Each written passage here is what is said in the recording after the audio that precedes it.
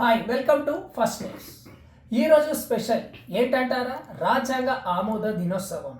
అంటే సరిగ్గా 1949 26 నవంబర్ రోజే మన రాజ్యాంగాన్ని ఆమోదించడం జరిగింది.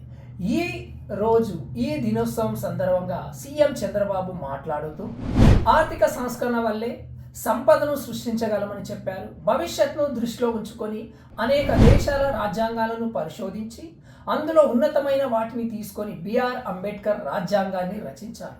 299 మంది విశిష్ట వ్యక్తులు కలిసి రాసిన మహోన్నత గ్రంథం మన రాజ్యాంగం. అందరికీ సామాజిక న్యాయం చేయాలని, ఆర్థికంగా ముందుకు తీసుకురావాలని, రాజకీయంగా సమతుల్యం తీసుకురావాలని, అందరికీ సమాన అవకాశాలు తీసుకురావాలని అంబేద్కర్ మన రాజ్యాంగంలో రాశారు. ఎంతో మంచి రాజ్యాంగం ఉన్న దాన్ని అమలు చేసేవారు చెడ్డవారు అయితే చెడ్డుగా మారుతుంది.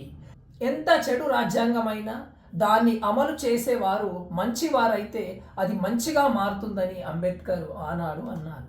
ఓటు అనేది పవిత్రమైన సైలెంట్ రెవల్యూషన్. అంబేద్కర్ ఇచ్చిన ఓటు చూస్తే బలవంతులు బలహీనులు అందరికీ ఓటు ఉంది. రాజ్యాంగాన్ని దుర్వినియోగం చేసిన దాన్ని సరిచేసే శక్తి ఓటుకు ఉంది. ఎమర్జెన్సీ లాంటి చీకటి రోజులు వచ్చాయి. 45 ఏళ్లుగా రాజకీయాల్లో ఉన్నాను. ఇలాంటి రాజ్యాంగాన్ని తమ చేతుల్లోకి తీసుకొని ప్రాథమిక హక్కులను కాలరాసే పరిస్థితులు చూశాం. అధికార దుర్వినియోగం చేయడం కూడా రాజ్యాంగాన్ని అతిక్రమించడమే.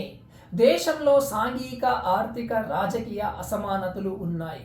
ఆర్థిక సంస్కరణ వల్ల సంపద సృష్టిస్తాం. ఇంకా పేదరికం ఉంది. పేదరిక నిర్మూలన కోసం ముందుకు వెళ్లాల్సి ఉంది. అందరి మనోభావాలు గుర్తుపెట్టుకోవాలి. కులం, మతం, ప్రాంతం పేరుతో విడిపోతే ప్రమాదం వస్తుంది.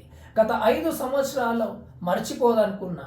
గత 5 సంవత్సరాల జీవోలతో పాటు ఇప్పుడిచ్చే జీవోలను కూడా ఆన్లైన్లో పెట్టే ముందుకు పోతున్నాం. చిన్నపిల్లలకు కూడా రాజ్యాంగంపై పూర్తిగా అవగాహన రావాలి.